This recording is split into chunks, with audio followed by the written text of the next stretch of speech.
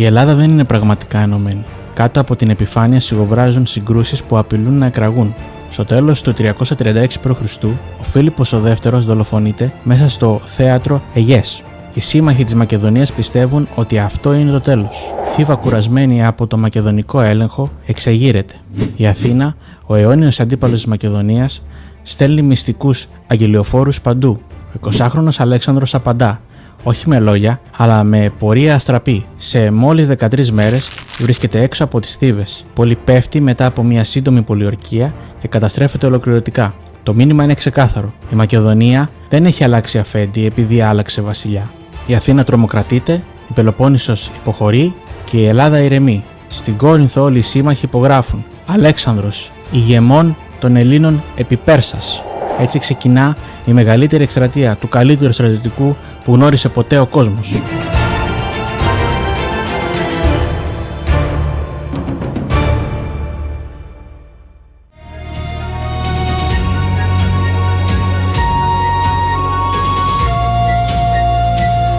Στις αρχές του 334 π.Χ.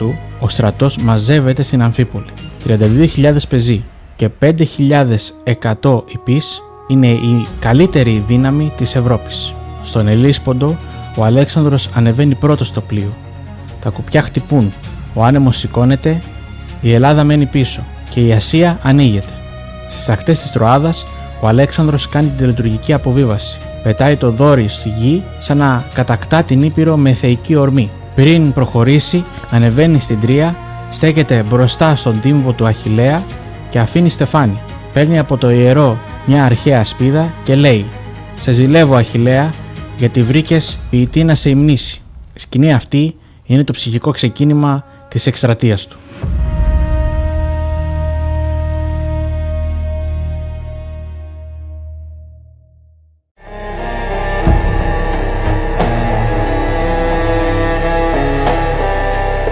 Στη Ζελέα, οι Πέρσες ατράπες συσκέπτονται. Ο Μέμνον ο Ρόδιος, ο πιο έμπειρος στρατηγός τους, πρότεινε την πιο λογική στρατηγική, δηλαδή την καμένη γη, να καταστρέψουν πόλεις, σιτηρά, δρόμους. Να μην βρει ο Αλέξανδρος ούτε νερό ούτε τροφή, να αναγκαστεί να επιστρέψει στην Ευρώπη. Αλλά οι Πέρσες δεν μπορούν να το δεχτούν, να κάψουν τις δικές τους πόλεις και τα δικά τους κτήματα. Απορρίπτουν την πρόταση. Αντί να πολεμήσουν στην ενδοχώρα, διαλέγουν την παραμεθόριο και επιλέγουν συγκεκριμένα το σημείο, τον ποταμό Γρανικό. Εκεί θα στήσουν ενέδρα και εκεί θα σταματήσουν τον Αλέξανδρο.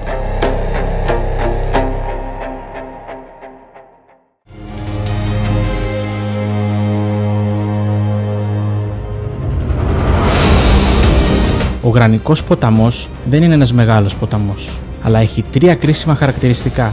1. Λασπωμένο ασταθές υπόστρωμα. 2.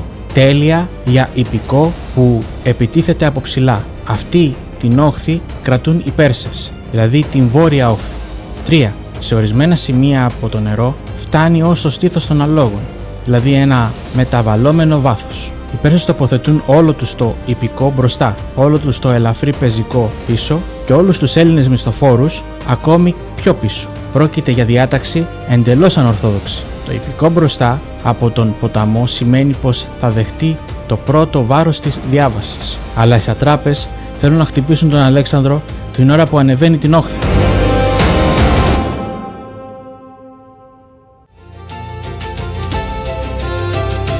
Οι Πέρσες είχαν 50.000 με 60.000 άνδρες, 20 με 25.000 ιππείς, 10 με 15.000 ανατολικό πεζικό, 10 με 12.000 Έλληνες μισθοφόρους, ενώ οι Μακεδόνες είχαν 32.000 με 37.000 άνδρες. Στη δεξιά πτέρυγα ο Αλέξανδρος αυτοπροσώπως, μαζί με τους εταίρους, τους πρόδρομους και τους πέονες.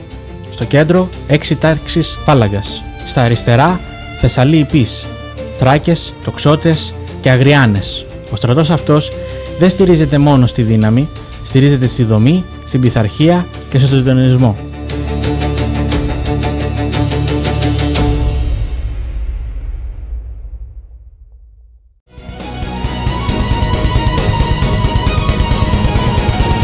Παρμενίων προτείνει να περιμένουν το πρωί, η νύχτα να πέσει, το φως να λιγοστέψει και ο ποταμός φαίνεται ακόμη πιο δύσκολος. Ο Αλέξανδρος απ' την άλλη λέει: αν περιμένουμε, οι Πέρσες θα ενισχυθούν πιο πολύ. Τώρα είναι η ώρα. Δίνει την εντολή. Οι Πέρσες δεν το περιμένουν ότι θα περάσει από το ποτάμι αυτή την ώρα. Ο ευνηδιασμός είναι μέρος του σχεδίου.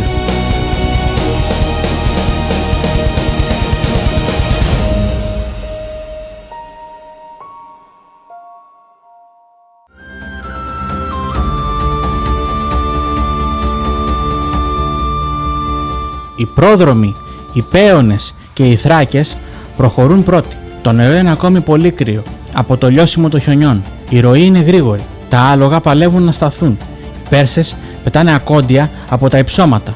Οι Μακεδόνες δεν επιδιώκουν διάσπαση, επιδιώκουν πρόκληση. Και οι Πέρσες προκαλούνται.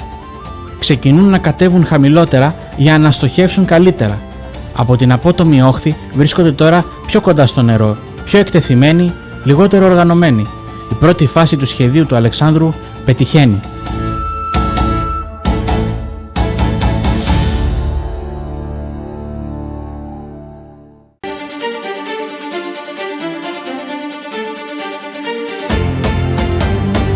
Οι πρόδρομοι, οι Πέονες και οι Θράκες προχωρούν πρώτοι. Το νερό είναι ακόμη πολύ κρύο από το λιώσιμο των χιονιών. Η ροή είναι γρήγορη. Τα άλογα παλεύουν να σταθούν. Οι Πέρσες πετάνε ακόντια από τα υψώματα.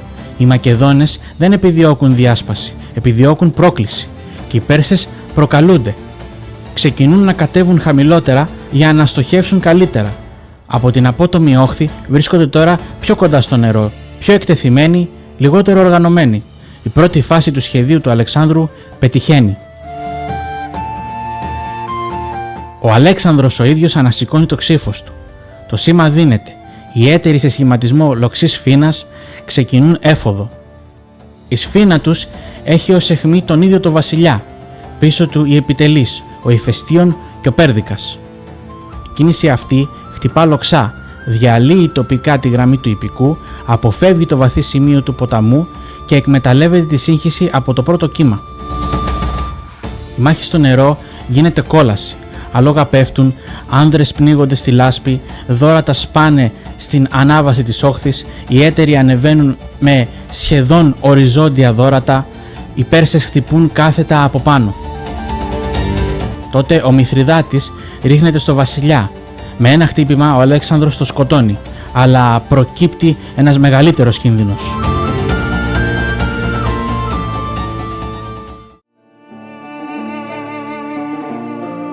Ο Αλέξανδρος αυτή τη στιγμή παλεύει με άλλον αντίπαλο. Ο Σπιθριδάτης υψώνει το ψήφος του με τα δύο χέρια και τα κατεβάζει κάθετα. Το χτύπημα πέφτει στο κράνος του βασιλιά. Το κράνος ραγίζει, το λοφείο σκίζεται και το μέταλλο κάνει ήχο σαν κραυγή. Ο Αλέξανδρος γέρνει μπροστά, χάνει τη σταθερότητά του. Ο Σπιθριδάτης ετοιμάζεται για δεύτερο χτύπημα. Και τότε ο Κλήτος ο Μέλας εμφανίζεται από την πλευρά με ένα χτύπημα στο πρόσωπο και σκοτώνει τον Σπιθριδάτη. Αυτό είναι το σημείο που όλες οι πηγές θεωρούν την πιο κρίσιμη στιγμή της εκστρατείας. Χωρίς αυτό το χτύπημα, η ιστορία ίσως να έχει τελειώσει στο γρανικό για τον Αλέξανδρο.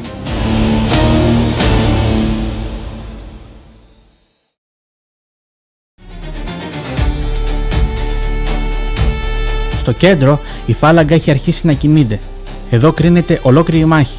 Γιατί αν η φάλαγγα κολλήσει, ο Αλέξανδρος θα μείνει μόνος με το ιππικό του απέναντι σε 25.000 Πέρσες.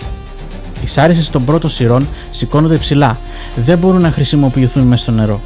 Οι άνδρες περνούν με κοντά ξύφη και δώρατα. Τα πόδια βουλιάζουν, αλλά η φάλαγγα έχει το πλεονέκτημα που οι Πέρσες δεν μπορούν να μιμηθούν, δηλαδή την όθηση, τη συνοχή και τη μάζα. Όταν οι πρώτες σειρές πατούν στην όχθη, η πίεση από τις πίσω σειρές λειτουργεί ως υδραυλικός κρυός. Οι Πέρσες στο κέντρο δεν αντέχουν την πίεση. Η γραμμή τους πάει. Όταν το ιππικό βλέπει την πτώση του κέντρου, η μάχη αλλάζει αμέσως. Η πτέρυγα ενός στρατού 25.000 υπέων είναι τώρα μια μάζα από ανθρώπους που προσπαθούν να βγουν από το ποτάμι. Άλογα πέφτουν πάνω σε άλλα άλογα. Οι σατράπες σφυρίζουν για οπισθοχώρηση. Ο σχηματισμός έχει τελειώσει.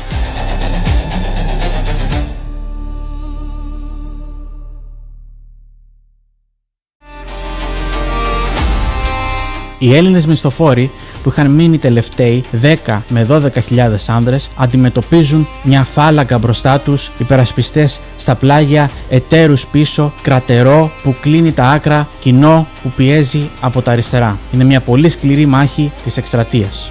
Οι μισθοφόροι σχηματίζουν τόξο άμυνας, αντέχουν για πολλή ώρα, αλλά καθώς η περικύκλωση ολοκληρώνεται, το αποτέλεσμα είναι αναπόφευκτο. Πεθαίνουν σχεδόν όλοι. Μόνο μικρός αριθμός αιχμαλωτίζεται.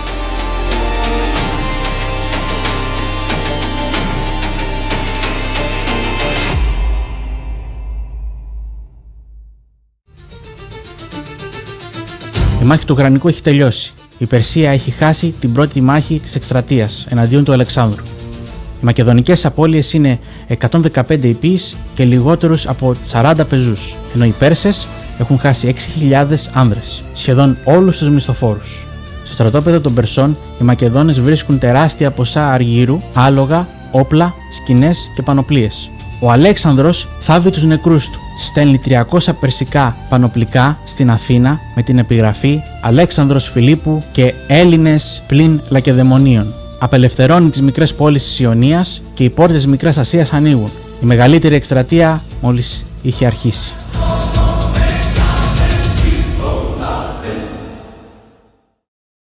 Αν σας άρεσε το βίντεο, κάντε like, εγγραφείτε στο κανάλι και μοιραστείτε το βίντεο για να στηρίξετε την προσπάθειά μας.